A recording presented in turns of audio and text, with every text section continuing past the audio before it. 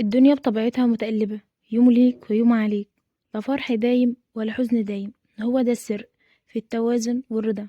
علشان كده لازم نفهم طبيعة الدنيا علشان نعيش بنفس مطمئنة. الدنيا دار ابتلاء. يعني ايه ابتلاء؟ يعني هتحزني وهتتعبي وهتختبري في أعز ملك، لكن انتي مفهومة غير كده خالص. عايزة تعيشي سعيدة وبتدوري على السعادة، كأنك بالظبط بتدوري على إبرة في كوم قش وبتبذلي مجهود كبير على الفاضي. لكن لو سألتي نفسك سؤال هترتاحي: الدنيا دار تقييم ولا دار ابتلاء؟ طبعا الدنيا دار ابتلاء، الدنيا دار اختبار. ولما تعرفي إجابة السؤال ده هتقولي لنفسك: أنا ليه بدور على السعادة؟ أنا ليه عايزة طول الوقت أكون مبسوطة وسعيدة ومفيش حاجة طول اليوم تعكنن عليا؟ لا يا حبيبتي، فوق لنفسك. انتي بتدوري على حاجة مش موجودة أصلا. لازم يكون فيها على الأقل جانب مظلم في حياتك. ممكن تكون حياتك الاجتماعية تمام، هتلاقي مشكلة في شغلك. ممكن حياتك المادية تكون تمام لكن نفسك انت فيها مشكلة.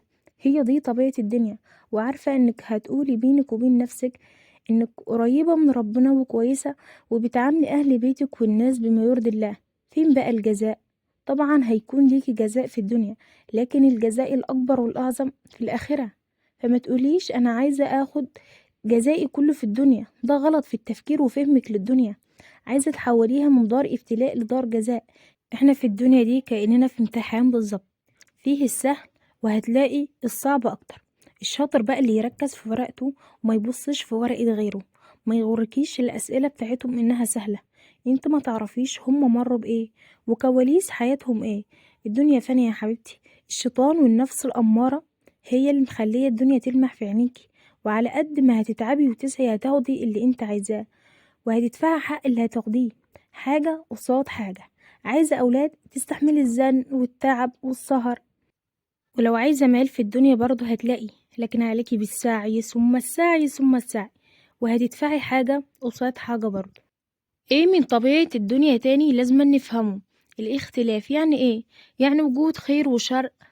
يعني لازم تعيشي الاتنين. يعني لولا وجود الشر ما كنتش هتعرفي يعني ايه خير، ولولا وجود الحق ما كنتش هتعرفي يعني ايه باطل، ولولا وجود الظلم برضه ما كنتش هتعرفي يعني ايه عدل. لازم يبقى فيه اختلاف. الحياة مش بتمشي على منوال واحد، لازم تجربي الاتنين. لو انت ما دقتيش الحاجة المالحة مش هتعرفي قيمة الحاجة الحلوة.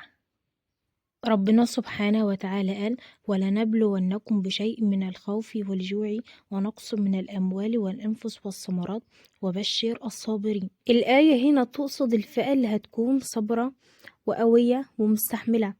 وقوية ومستحملة طبعا بقدرة ربنا. كلنا قادرين على أي حاجة طول ما ربنا معانا، وهنقدر إن شاء الله على الابتلاء ده، وهنصبر وهنستحمل بإذن الله.